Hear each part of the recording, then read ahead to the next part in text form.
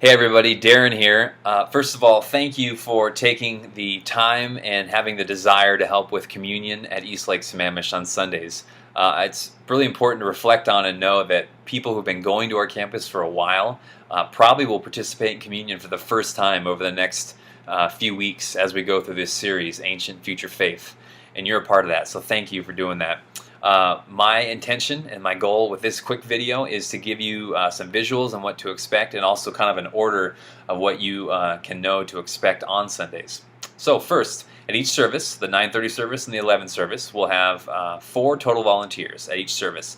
There'll be 2 couples, so basically what will happen is we'll have 2 sets of elements set on a table in the back of the auditorium. The larger bowl will have the bread, the smaller bowl will have the grape juice. Not the wine, but the grape juice.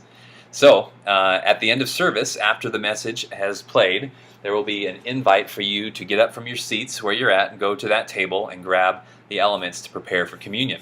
What we've also printed and we'll have ready every weekend is this communion laminated card. This gives you the words that you'll be saying to people if they choose to receive communion. For example, if I am holding the bread bowl at a service and someone comes up to receive communion, my responsibility is to say the body of Christ broken for you as they reach and grab a piece of bread.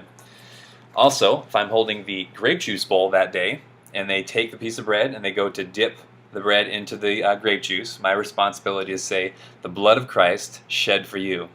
Now, if you participated in communion before, that you know there's a number of ways it can be observed. For here at Eastlake, we're instructing people to take a piece of bread from the larger bowl and dip that bread in the grape juice in the smaller bowl. What you'll also know and be able to expect is at the end of service, whether it's Ryan or a guest speaker, there will be a specific invite for people to stand up who are participating in communion and to go to the stations where they'll be at. Now, when communion starts, the band's going to play at least 2 songs, sometimes just maybe 2.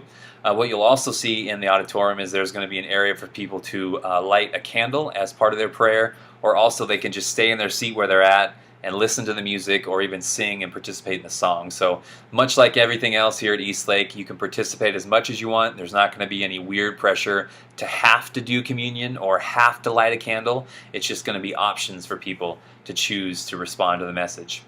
When you're all finished and we've wrapped up the songs, you can bring these elements, these bowls, back to that table in the back of the auditorium and set them there. At that point, we'll have a member of our volunteer teams refill any elements that are needed.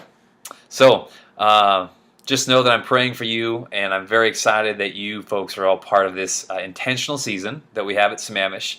I know people will be changed by a new opportunity to respond to the message each week, and it's so cool that you're part of that. So thanks. If you have any questions, you can always call me, or we can talk on Sunday as well.